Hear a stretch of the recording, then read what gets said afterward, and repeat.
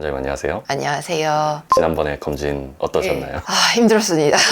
지난번에 좀 힘드셔서 그런지 네. 좀 어떤 검사 받으셨는지 좀 자세히 설명을 못 해주셔가지고 제가 그때 정작 얘기하고 싶었던 거를 다 까먹어가지고 오늘 조금 추가적으로 얘기를 하려고 해요. 그러면은 어떤 검사들을 받으셨나요? 제가 받은 검사들이 굉장히 종류가 많아서 이거를 하나하나 설명드리기는 조금 어려울 것 같고요. 일단은 뭐 CT, MRI, 초음파 뭐 이런 검사들 중에서 저한테 필요한 검사들만을 받았고, 그리고 추가적으로 이제 안저 검사라던가 이런 눈에 대한 검사, 치과 검사 이런 것들을 받았는데 그거에 대해서 조금 얘기를 해볼게요. 그럼 보통 기본적인 검진은 다 받으신 거고 거기에 추가하신 게 있는 거죠? 예, 근데 추가한 검사라고 했을 때 저는 암의 병력이 있고 아버지가 알츠하이머 치매이기 때문에 추가로 받은 검사들도 있거든요. 일반인들은 이런 것들은 불필요하다라고 여겨지는 부분도 있을 수 있어요. 근데 일단은 제 기준에서, 암 환자였던 기준에서 말씀을 드릴게요. 혈액 검사 중에서 암 표지자 검사라는 게 있는데요. 저 같은 경우는 이제 자궁경부암을 알았었고 다른 데 전이가 의심되는 소견이 있을 수도 있었기 때문에 암 표지자 검사를 한 거거든요. 그 뭐 하는 검사인가요? 피 검사를 해가지고 어떤 암이 있을 때 그 암이 있으면 수치가 높게 올라가는 거거든요. 일반인들한테 검사하면은 의미가 없고요. 암이 있었던 환자라던가 암이 있을 거로 추정되는 사람, 이런 사람들한테 하면은 좀 의미가 있는 검사거든요. 그래서 일단 피 검사로 그거를 좀 추가를 했었고, 그리고 위내시경은 정말 나라에서도 하잖아요. 그러니까 그거는 정말 추천하는 거고, 대장내시경은 저 같은 경우는 폴립이 있었어요, 용종이. 그래서 그것 때문에 2년마다 하고 있고요.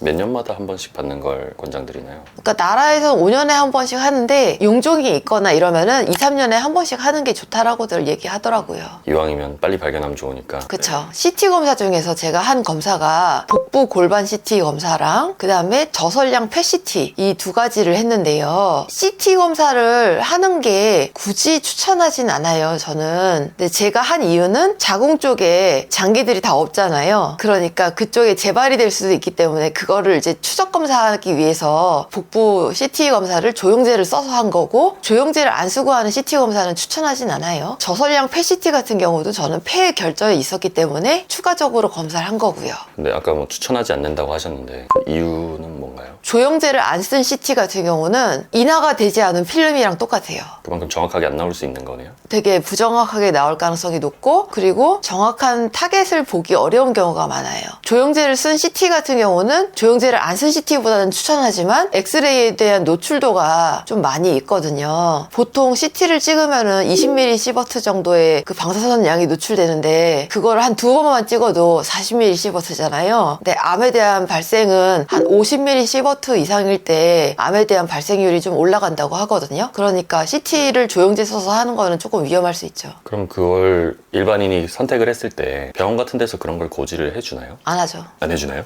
예. 방사선량이 이 정도 나올 수 있다, 거기에 대한 뭐 부작용은 이런 게 있을 수 있다를 고지를 안 해준다는 말씀이에요? 보통은 잘 안 하는 것 같아요. 제가 이번에 건강검진 받을 때도 그런 거에 대한 언급은 따로 없었어요. 제가 의사라서 그랬는지 모르겠지만 CT의 방사선량이 어느 정도 노출이 된다, 이런 거에 대한 얘기는 잘 안 하시더라고요. 그리고 저설량 폐 CT 같은 경우는 저 같은 경우 이제 결절 때문에 찍었는데 그거는 추천할 만한 것 같아요. 저설량 PCT요? 저설량이 방사선이 적게 나온다 해서 저설량이에요? 그쵸. 매우 적게 나오는. 똑같은 CT인데 왜 적게 나오죠? 더 적게 나오는 거는 세팅 값을 그렇게 더 적게 하면 되는 거고요. 이제 더 적게 하는 이유는 그렇게 했을 때 폐에 안 좋은 병변이 더 잘 보여요. 적은 값으로도 진단을 할 수 있기 때문에 폐CT는 저설량으로 하는 거를 더 권장하고 있어요. 그리고 이제 흡연이라던가 여러 가지 위험인자가 있는 분들은 저설량 폐CT를 찍는 거를 추천드리고요. 담배 피는 분들 많잖아요. 그런 분들은 3에서 5년에 한 번씩은 좀 찍어보는 게 좋죠. 병원에서 먼저 막 권장하기도 하나요, 그런 거를? 요즘에는 좀 권장하는 추세인 것 같아요. 그리고 제가 한 검사 중에 초음파 검사로는 갑상선 초음파, 유방 초음파, 복부 초음파 이렇게 있는데요. 복부 초음파 중에서는 그 생식기 쪽 초음파만 했어요. 자궁이라던가 난소 이런 데 보는 검사. 갑상선 초음파는 제가 하시모토 갑상선염이라고 해서 자가면역성 갑상선 질환이 또 있거든요. 그래서 그것 때문에 좀 하게 된 그런 것도 있고요. 결절이 보이는 그런 그런 것 때문에 한 것도 있고요. 그래서 무조건 추천드리진 않아요, 이것도. 그리고 유방 초음파는 제가 유방 수술을 했던 또 과거력이 있기 때문에 한 것도 있고요. 그리고 이제 생식기 초음파 같은 경우는 당연히 수술했기 때문에 한 것도 있고요. 근데 이거를 무조건 다 추천드리진 않아요. 그래서 이제 제가 추가로 했던 이제 검사들을 얘기를 했을 때 그런 검사들이 있었고, 더 추가로 했던 거는 노안이 온 것 같다라고 싶었을 때 40대 이상에서 눈을 많이 사용하시는 분들한테는 안과 검사, 특히 그 중에서 안저 검사를 좀 추가를 하는 걸 권해드렸었고요. 그리고 이제 치과 검사는 우리 1년에 한 번씩 스케일링 하는 거 나라에서 해주잖아요. 기본적인 치과 검사는 하는 거는 제가 추가를 했죠.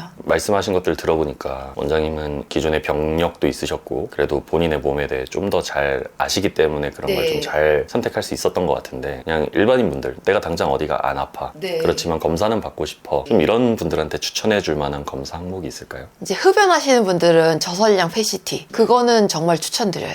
그거는 방사선도 적게 나오는데 병변을 찾아낼 확률이 높기 때문에 그거는 좀 추천드리고요. 그리고 여자분들 같은 경우는 유방 초음파는 좀 꼭 해보시라고 권해드리고 싶어요. 왜 그렇죠? 유방암 발병률이 뭐 최근에 되게 높아지고 그랬나요? 그런 것도 뭐 있을 수는 있겠지만은 국가에서 하는 검사는 유방 엑스레이 찍는 검사가 전부거든요. 그 엑스레이 보면은 대부분이 치밀형 유방이라고 해가지고 엑스레이로 잘 안 보이는 그런 경우가 많아요. 치밀형 유방이라고 해서 엑스레이로는 촘촘하게 보이기 때문에 이게 안에 있는 병변이 뭔지 구체적으로 보이지 않는 경우가 많아요. 그래서 그럴 때는 유방 초음파를 좀 같이 하셔서 유방 안에 있는 구조물을 조금 더 자세히 볼 수 있는 그런 거를 권해드리죠. 초음파가 더 잘 보이는 거네요. 그쵸? 아무것도 모르는 일반인 입장에서 엑스레이가 뭔가 좀 더 잘 보일 것 같아요. 석회화된 병변이 있을 경우에는 그럴 수 있는데, 이제 유방 병변 같은 경우는 초음파가 조금 더 정확합니다. 좀 그런 것도 있나요? 어떤 건 초음파가 더 잘 보이고 어떤 건 CT가 더 잘 보이고 어떤 건 MRI에서 더 잘 보이고 좀 이런 것도 있나요? 그게 이제 타겟 부위에 따라 조금씩 다른데요. 초음파는 멀리 있는 병변은 좀 잘 안 보여요. 그리고 가까이에 있는 얕은 병변은 좀 잘 보이거든요. 그래서 갑상선이나 유방이나 아니면은 생식기 이런 데는 초음파가 잘 보이는 편이고요. 복부 초음파 같은 경우는 살이 찌거나 복부에 지방이 많으신 분들은 멀리 있잖아요. 잘 안 보여요. 그럴 때는 CT가 나요.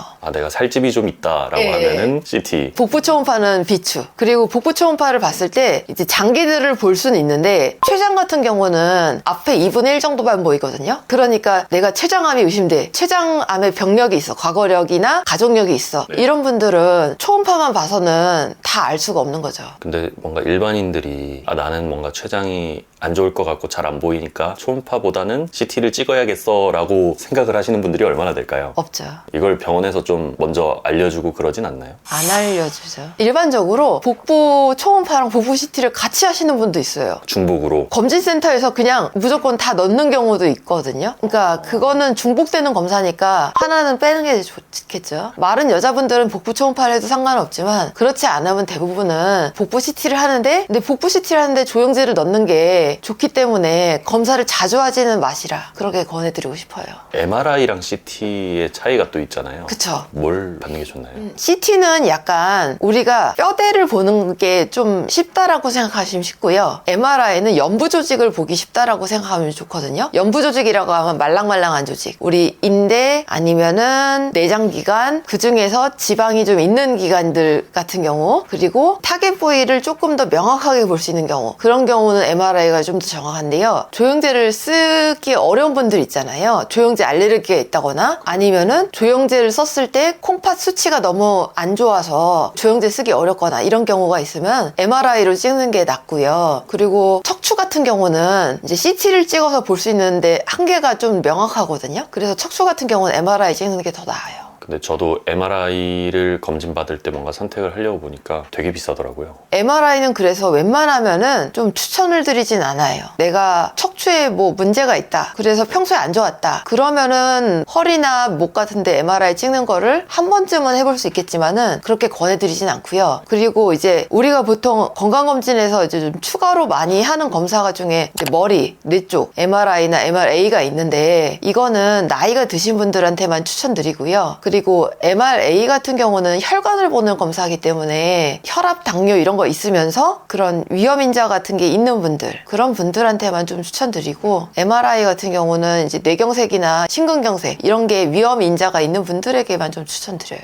MRI는 그럼 방사선은 안 나오는 거잖아요. 방사선은 안 나와요. 그러면 비슷한 부위를 찍는다고 하면 돈이 진짜 많은 분들은 이왕이면 네. MRI를 찍나요? 근데 그것도 CT가 더 정확한 경우도 있거든요. 어떤 검사냐에 따라서 다 다르네요. 네, 복부 같은 경우는 CT가 조금 더 정확해요. 그래서 그런 경우에는 복부는 CT를 찍는 게 낫고, 연부 조직을 보는 중에서는 MRI가 더 나은 경우도 있고, 이게 조금씩 달라요. 그 소비자들이 선택하기 되게 어려울 것 같아요. 그래서 장기별로 놓고 보면은 우리가 MRI를 보는 경우는 이제 머리 외에는 그렇게 크게 도움은 되진 않아요. 추천하는 검사가 그럼 더 있을까요? 추천하는 검사는 제일 우리가 흔히 아는 위대장 내시경, 저설량 PET, 그 다음에 유방 초음파나 갑상선 초음파나 생식기 초음파, 이런 거는 좀 추천드리고, 고지혈증, 당뇨 이런 검사 있잖아요. 그런 검사는 국가검진 내서 띄엄띄엄 해주거든요. 그런 거에 대해서 조금 자세하게 보면은 좋다, 이런 경우가 좀 있긴 하죠. 그러면은 반대로 추천하지 않는 검사도 있나요? 추천하지 않는 검사는 좀 여러 가지가 있는데요. 물론 이제 개인의 그런 병력에 따라 무조건 하지 말라는 건 아니에요. 이거는 개인의 병력에 따라 해야 되는 게 있을 수 있어요. 그건 참고하시고, 제가 일단 추천하지 않는 검사는 PET, 아까 말했던 폐에 대한 CT 말고 PET-CT, 전신에 대한 PET-CT. PET-CT. 그거는 솔직히 암이 있었던 사람들한테 추적 검사를 하거나 처음 암이 발견됐을 때 전신에 다른 병변이 없는지 보기 위해서 하는 검사이기 때문에 일반인이 받을 필요가 전혀 없는 검사이기도 해요. 그냥 온몸을 다 CT로 그냥 찍어보는 거네요. 그쵸.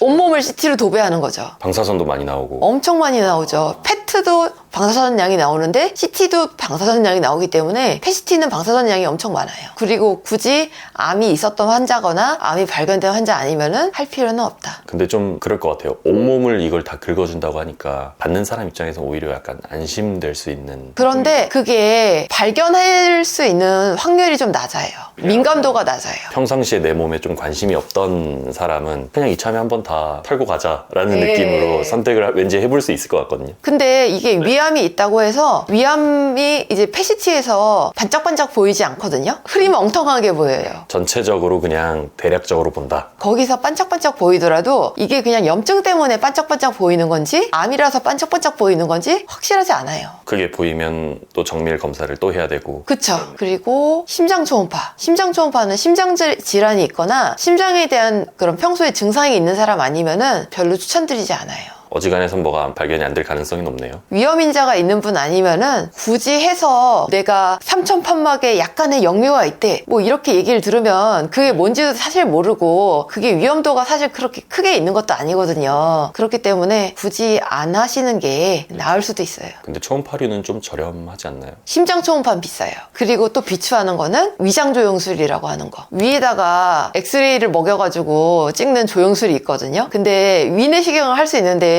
위장 조영술을 꼭 선택할 수 있게 해주는 그런 검진 센터들이 있어요. 마찬가지로 위내시경이면 충분하기 때문에 위장 조영술은 할 필요도 없고 엑스레이 노출도 되기 때문에 굳이 뭐 추천하지 않는다. 병원 입장에서 옵션을 많이 준 건데 검사하시는 분들은 모르고 그냥 선택을 하는 경우가 많네요. 그리고 이제 하나만 더 예를 들자면 이제 암표지자 검사인데요. 암표지자 검사라고 하면 우리가 막 되게 여러 가지가 있거든요. 피 검사를 통해서 암인지 아닌지 뭐 확인하는 검사인데, 원장님 받으셨다고 하지 않았나요? 저는 받았어요. 근데 비추하시는 거네요. 예. 암이었던 사람들은 그거를 추적하기 위해서 보는 거긴 해요. 근데 그 수치가 높게 나왔다고 해서 그게 무조건 암이라는 건 아니거든요. 염증이거나 아니면은 뭐 다른 질환일 때도 올라갈 수 있는 그런 수치거든요. 그렇기 때문에 정상인 분들한테는 굳이 암표지자 검사는 추천드리진 않고요. 암의 과거력 그리고 가족력이 있던 분들한테는 한 번쯤 해보시라 이렇게 권해드리고, 암표지자 검사 중에서 전립선 비대증이 있는 분들, 뭐 이런 분들한테는 PSA라는 검사가 조금 의미가 있을 수는 있고, 간암 뭐 이런 거 AFP 검사 이런 것들은 조금 조금 의미가 있을 수는 있어요. 나머진 다 비추예요. 어렵네요.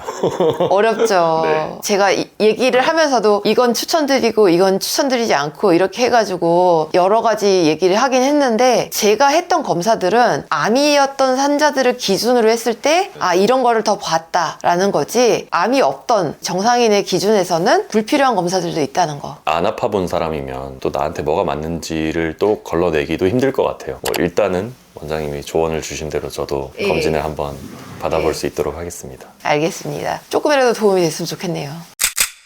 이번에 제가 건강검진을 받으면서 했던 검사들에 대해서 조금 얘기를 해봤는데요. 보통 분들이 이제 개개인에 따라서 차이가 많이 있을 수 있지만, 받아야 되는 검사, 받지 않아도 되는 검사들을 약간은 선별적으로 선택하시는 게 조금 도움이 되실 것 같고, 이게 똑같은 비용을 내서 하는 검사라면은 우리가 받지 않아도 되는 검사를 받는 것보다는 꼭 받아야 되는 검사들을 챙겨서 받는 게 좀 더 유의미할 거라고 생각이 들어요. 오늘도 꿀팁들 많이 전수해 주셔서 감사합니다. 아닙니다. 마지막 꿀팁. 아시는 분들은 다 아실 것 같은데, 12월 말이랑 1월 초랑 되게 차이가 크거든요. 건강검진. 12월 말에는 건강검진 하시는 분들이 막 몰려요. 그래서 건강검진 받을 때 물론 밀려가지고 이제 사람들이 많아서 좀 힘든 것도 있지만, 검사하시는 분들도 지치거든요. 그래서 검사의 퀄리티가 좀 떨어지긴 해요. 근데 1월 달 같은 경우는 12월 달에 검사를 많이 하신 분들이 이제 1월에는 검사를 이제 거의 안 오거든요. 그러니까 그분들이 실력은 많이 올라갔는데 실제로 검사하시는 분은 적으니까 퀄리티는 더 좋아져요. 그래서 가급적이면 12월 말은 피하시고 1월 초에 하시라. 그래서 제가 1월 초에 했고요. 그리고 정말